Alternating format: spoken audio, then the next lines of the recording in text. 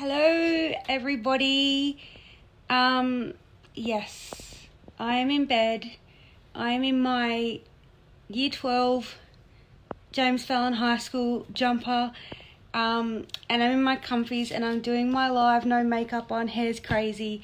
I had a massive day today, and I was just in bed messaging my very good friend Amanda, telling her that how you can have like a non-guilty night of watching some trash TV, and I was eating some ice cream in bed, and then the alarm went off on my phone and said, you've got to do your confessions of conveyancer, because I do it every Wednesday night at 8 o'clock, and I had just had such a big week so far and such a big day today that I forgot.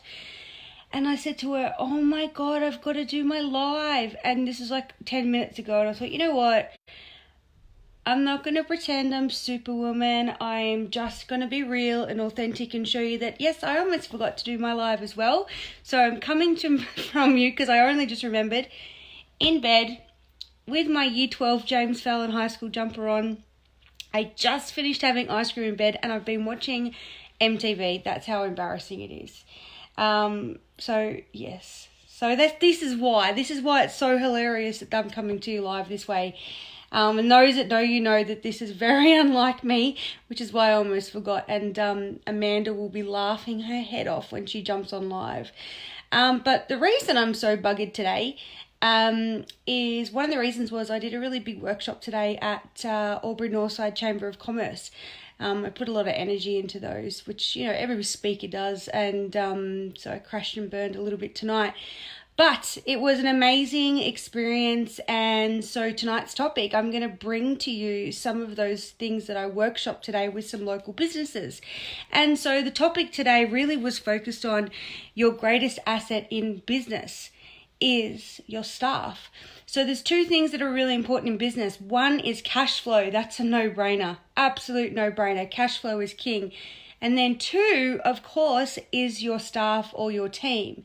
And when we went in today too in the workshop was talking about how you can make your staff valuable, how you can connect with them, how you can understand their currency.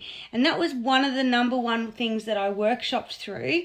Hi Des, thanks for jumping on. Sorry about the no makeup and looking a bit far from glamorous. And I hope you had an amazing time down in Melbourne. And so talking about understanding your staff's currency. Now, what does that exactly mean? You've heard people talk about their love language, which is when they talk about how different people have different love languages when they are communicating to people and showing affection. Having currency is exactly the same thing, but talking about communication. What means something to someone, what triggers them, what is value to them, what is their why.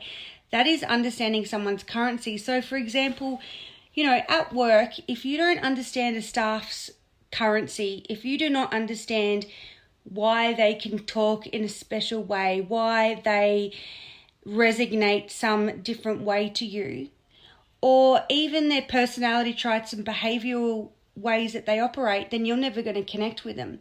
So one of the things that we like to do is some personality profiling. That's a no-brainer. That's been around forever. But it's personality profiling at a really kind of low-level, really fun way of doing it to do with deep-sea creatures. And it's a really fun way of then using those personality traits to really understand people's currencies. So it might be that, some people react better when they're challenged, where other people react better when they're nurtured. And so as a leader, if you can understand everybody's different currency, what that means is you can then lead them in a way that they can react to. So it's really interesting. For all those people jumping on right now, I am sorry that I'm coming to you from my bed in my Year 12 jumper. I was having a total guilt-free slack-o night, watching MTV reruns in my pajamas with a bowl of ice cream, and my alarm went off to remind me that I've got to go live tonight at 8 o'clock, as I do every week. And I totally forgot, because I've had such a big week working my butt off and so many projects on the go that I almost forgot you guys, but I'm here. And I just think it's funny. You can actually see legit, this is my Year 12 jumper. That's a few years. And talking about staff being how you invest in them and they will invest in you. And it really goes down to the asset of, as a business owner or a leader or a manager, it can be really hard to recognize and allow yourself to take away from the operations that create money in the now. So if you're a professional service, or you've got clients or customers or products that you can sell something right now, make an appointment, and it makes money right there in that interest, in that time, it can be really hard to step away and go, I need to spend time on staff, serious time on staff, to build relationship, trust, integrity, values, because it is really hard to see the monetary value in that straight away. It's about trusting that process and doing it. So for me, it's something like 5 hours a week, one-on-one with staff. That's meetings, development, training, thinking about where we can go next with them, that I am just doing with staff. That's 5 hours. When I charge $330 an hour, you can do the maths.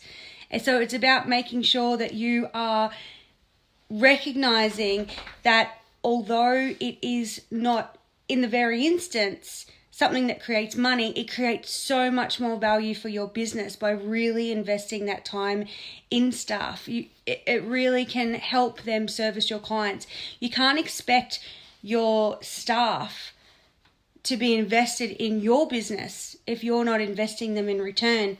One of the fun things that I spoke about today is, a lot of the times businesses, especially small businesses, they'll create their mission, visions, values, goals, and then they put them on the wall, or they'll tell their staff. Sometimes they don't even tell their staff. Encourage your staff to be involved in that process of creating them. Make it an organic, moving object that continues to develop and continues to move. The more that they have an opportunity to be involved in that decision-making process where you talk about your values, the more they're going to feel connected to it. And then when you're using them to celebrate your wins all at the same time with them, Gizmo's just having a moment. Hey everybody, when you use them to celebrate in your wins with you, they're so much more connected to the vision. So include them in your visions, include them in your wins, and make sure that you've got a really good celebration culture. Sometimes celebration culture, especially really large businesses, they think that just means that you give out a bonus, or you give out a gift voucher. Everyone gets a Coles Myer gift voucher every 6 months. 12% of people that are not happy and leave their jobs is because of salary. Only 12%. That means that only 12% are making decisions on a career based 100% on salary. The rest, we're talking about gratitude, leadership, influence, inspiration. They're the things that people are really looking for in their jobs. Really think about that. Only 12% of people leave a job based on financial. It's something really interesting to think about, that all the rest of those things really mean something to them, and in that regard, if it's not a monetary value that they're chasing, the things to give them celebration culture actually don't cost a lot of money. It's easy. Don't underestimate the power of a handwritten card. It's so easy to do. I'll give you a story. There was a business that I've been mentoring and talking to, and one of their star employees, he has to travel quite a lot, and he was away for something like 8 weeks in a row, and he has a young family. So being away 8 weeks in a row, that's a lot on the little family. He's not there to do the soccer pickups and all of those things. So his boss and I spoke about a way that he could celebrate the wins, how good a job he's doing externally, like make that gratification external, just not internal. So instead of spending money, the boss actually sent a card to his kids. Now this letter was a handwritten letter to this guy's kids, and it said, "Dear so-and-so and so-and-so," to the 3 kids. It said, "I know Daddy's been away from work a lot lately.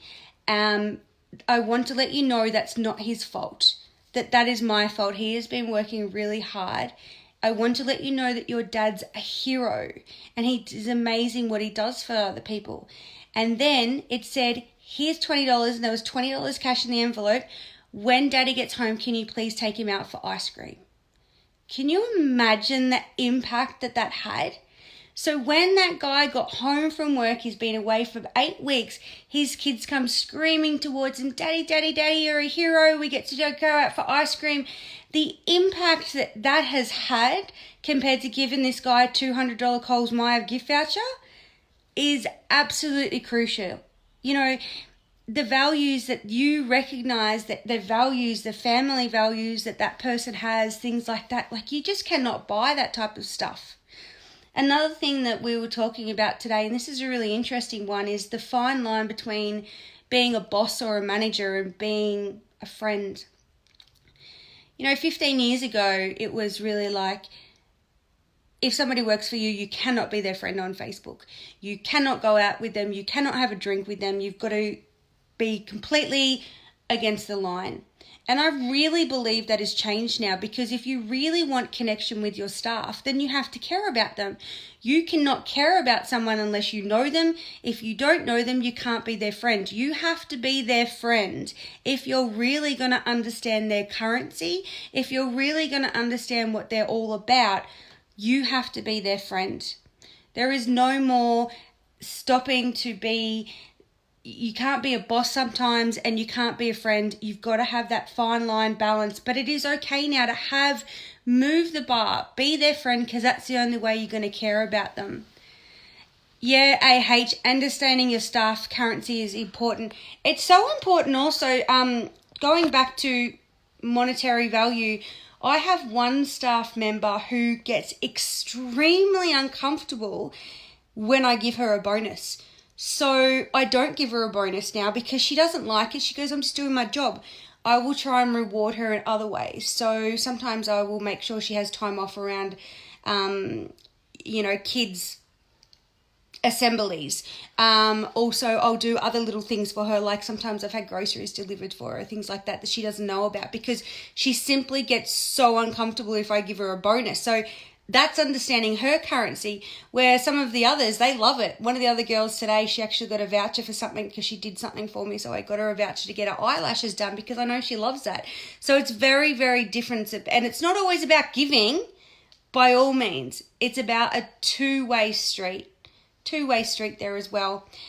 For those that have just jumped on and wondered why the heck I'm lying in bed, it's because I've had a massive couple of days. I had a massive energy today workshopping at the Albury North side where I was teaching some businesses.